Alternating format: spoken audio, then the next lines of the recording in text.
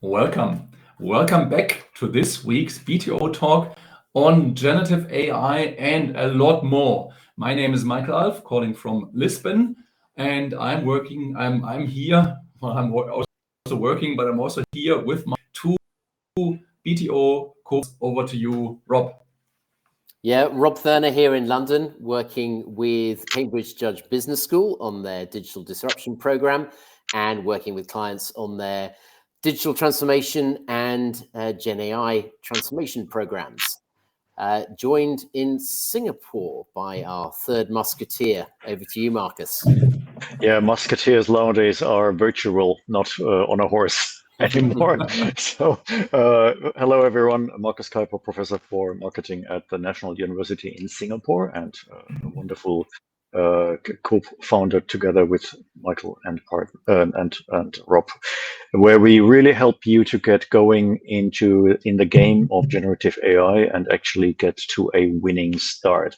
Talking about that, we always start with tech updates, and as always, the week was very busy since our last live. Michael, what did you select for us today? Yeah, the speed is not long, clearly. And one of the things which actually we considered sharing last week, Claude came out with a version 4.0. Yeah, so Anthropic as one of the big foundation models, and it seems to be very, very good. Yeah, so we keep on going and becoming better and better, and therefore the high quality also at a reduced price. Yeah, so I'm working on a project at the moment where we just saw, just by an upgrade of the models from Gemini 2 to 2.5, a 30% transaction cost for the client due to the switch of the model with at least the same quality. We talk about 30% discount. Reduction, not discount, reduction in processing costs. So that's actually real cost. And when you think about, you have hundreds, well, thousands or tens or hundreds of thousands documents to be processed, it actually does matter when you have a saving of 30%. For most of people, it doesn't really matter if you pay 20 euro or 13 euro. But if you pay, let's say, 5,000 and then it goes down to 3,500, that's actually a really good saving. So yeah, so Claude 4 is out. Handing over back to Markus. Yeah, so today's story. I don't know whether you are a gamer, whether you still sleep at night or whether you enjoy playing something. Michael has made a very interesting discovery, which tells a lot about his lifestyle as well. Michael. Thank you, Markus. Yeah, well, I have to admit, I like the PlayStation. I only kind of bought the first one only a couple of years ago. And there was a PS4. I had to upgrade because it was kind of almost smoking and creating noise to the PS5. And my favorite game is FIFA because it gives this short shot of dopamines. Yeah, so kind of and the success moments. And so FIFA is the football game basically online for the ones who don't know. Yeah, the FIFA soccer, and it's just kind of fun. It's quick, it's fun. You play 10-15 minutes, you win, and then kind of you feel better, and then you do something else. So and then I leveled up to the world champion level. Yeah, and what happened? I lost, and I lost miserably. I mean, it was like kind of disastrous. I thought, well, this is not the idea. Yeah, I need. He's talking about 0-7 or something like that. Yeah, exactly. Like 1-0. Yeah. Exactly. And I tried everything and said, well, that's actually frustrating. I think I have to delete the game and maybe try another game. So then I thought, well, I'll give it another try. So I really focused. I think I got some small successes, and then I thought, well, I have this little thing here which knows a lot. Yeah, and knows a lot about almost everything, and it's called ChatGPT. So kind of let's see what ChatGPT knows about PlayStation 5 FIFA. And I started an interesting dialogue, and I must say I'm totally amazed. So I basically explained the situation, and then in a very empathetic way, it says, don't worry, that's normal on this level. Kind of when you shift to that next level, you are losing, that's just normal. calm down. This is the approach. That's the things you have to do. And went back and forth. And then I said, well, that's too much. I can't do that because, I have everything in my muscle memory. Yeah, and if I do a new combination, it has to be in the muscle memory, but it's here, so it has to go from here to here. That's a long way. Yeah, so that's a challenge. And I said, well, that's too much. No problem. The answer was, let's tackle one after the next. Yeah, so and then we did this first one, and then I reported back kind of how it went, and then new teaching comes. It gets even better, and then I hand it back. I then took screenshots of the TV of the team formation, with all the names and everything. And I said, what do you think about my team? And it provided an exact analysis. So and these are the strengths and weaknesses of the team. You can think about there, you can shift here. Have you thought about that? Incredible. Yeah. And now I basically have a professional FIFA coach next to me. And the good thing is I have that here on the phone and I basically speak into it. So here, dear coach, this is what happened in the game. What do you think? And I get feedback. So it's actually a real coach. So that's kind of that's the story. And it tells us a lot about the lifestyle of our dear Michael, because he doesn't play that between 12 noon and 3 o'clock, okay? Before I hand over to Rob, I have a little cliffhanger for you. Stay tuned, because Michael will reveal secrets, what he tells about the FIFA algorithms later on, and why certain things happen and why certain things don't happen. Rob, you are a FIFA player. What do you make of that? How does GenAI change our life? Maybe we can relate it a little bit to our work life as well. Well, what I have to say is, Michael, this is a fascinating insight into how your brain works, and I'd like to know what time of day you're doing this stuff. But I think, look, what's really interesting here is how we take something that presents an immediate challenge and break it down into its small component parts, bit by bit.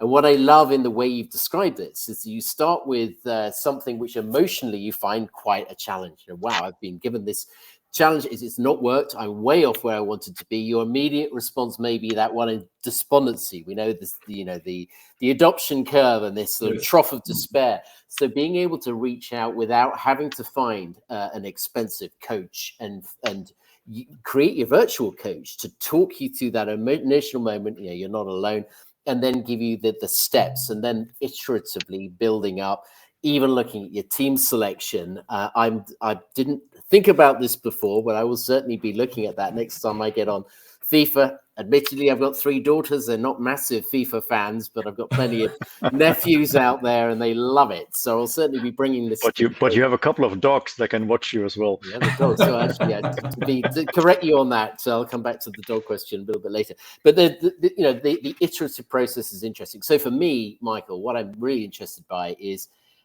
how we can take this approach and apply it to other challenges we face. And I'm sure that there are plenty of people listening right now who are maybe looking at different ways they can be bringing GenAI into what they're doing, managing their teams effectively.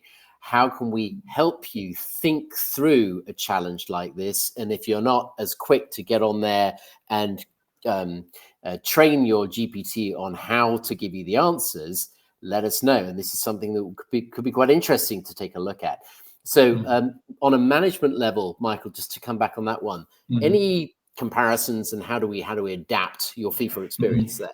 Yeah, thank you, Rob. Look, I think it's really interesting. A couple of thoughts go through my mind. The first one,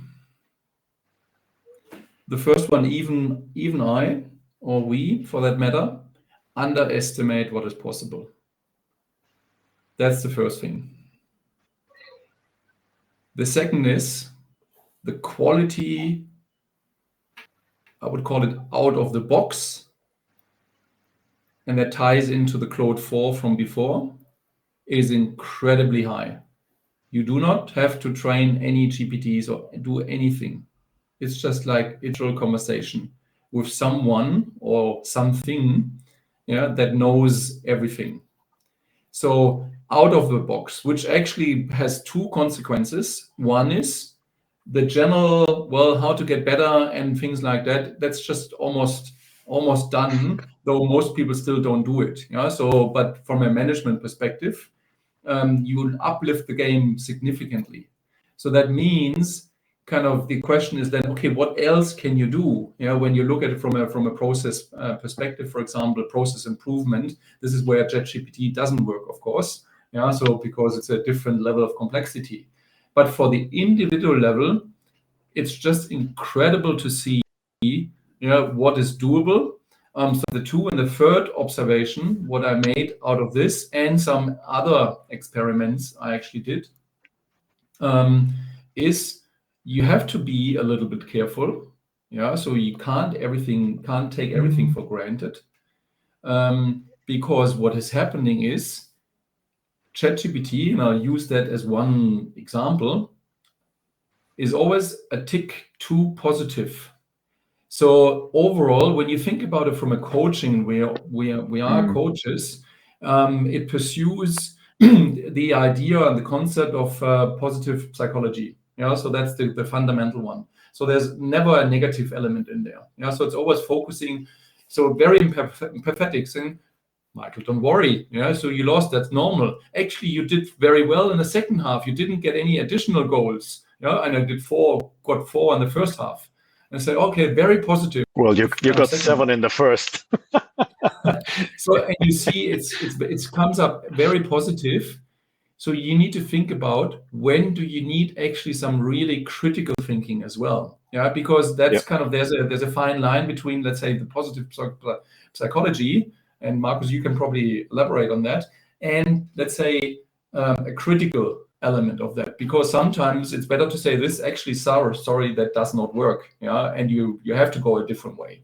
Yeah, so I think this is kind of 3 observations. The level is incredibly high out of the box on everything from gaming to preparing a party for 100 people, to doing your management offsite, everything. Yeah, so Markus, let me summarize on this, because we are getting close to the finish line. The 90 minutes of the game are over in a few seconds. So first of all, amazing insights when you actually gamify something, put that back into any GenAI solution. You could have used anything else. It gives you the 3 aspects of solutions. Secondly, don't forget that Michael has been using the paid version, so any information stays within his sandbox. Never put any company information or private information into the public. Third one is, you could now think that I use an org chart of my organization and remove the logo, remove the name of your organization, and said, I'm about to reorganize the regions of my business. What do you think? And ChatGPT or any other solution might ask you really good questions. And that prepares you for the next management meeting. And you come up with a totally creative idea, and people will question you and say, well, why do you want to connect this part of the region with another world part and whatever? And you say, actually, we have to think a little bit differently. So use it as your coach. That is possible. I want to deliver on my promise. I would like to ask Michael for one insight you got from ChatGPT, why FIFA 25 is winning most of the time on that level. And then I wish you a very good night if you are playing tonight, and ask your personal coach. Michael, what was the magic? Yeah, I think the funniest moment was actually, I said something like, it feels that the PlayStation, which has an AI, of course, the PlayStation is playing too well, something like that. And there's a few instances on that level, like injury of top players and things like that. So there's a lot of things which actually do annoy and feel unfair, by the way, as well. This one is an interesting one. Then ChatGPT said, yes, it's well known. It's well known. I don't know it, but yeah, ChatGPT let us know. It's well known that actually FIFA 2025 sometimes cheats. And then the next sentence is, don't worry, Michael, just let it go. You can't do anything about it. this was like, okay. So you have to accept that kind of your opponent is cheating, because of course it's an AI and it's computer. I must say, yesterday I used some of the new tricks, and actually I see now real nice traction. And so you have to be very, very, very focused. I mean, I watched yesterday Portugal against Germany, and Portugal won 2-1. And it feels, when you watch that game, the intensity of that game is very much kind of what you see on this level in FIFA. Yeah, so it's like, well, there's every ball is kind of is a fight. Yeah, and so you have to go into the fight and be kind of calm down. That's the other recommendation. But the cheating was the funniest one. That was like a really nice one. Rob, maybe any final words from your end? No, I think it's fascinating, and I will take that in mind next time I pick up my my console and realize there's an unfair advantage there. I think this is super interesting. The one major takeout for me is the speed with which the speed of improvement. And if we think that we figured this out and we explain to our teams where we were even 6 weeks ago, we need to rethink and come back again with a new way of thinking. Markus, I love your idea about the reorg, finding clever ways. Use your assistant to come up with ideas, challenge your thinking, coming up with ideas that may have not been thought through by others. Let's not go on to the UK AI Act, which is going through Parliament right now, but this is a really important question right now about how much we can, how quickly that will be progressing, and where the issues are about taking ideas from elsewhere. So thank you all very much for your time today. Michael, thanks for your tips. Markus, as always, and we will see you next time. Bye for now.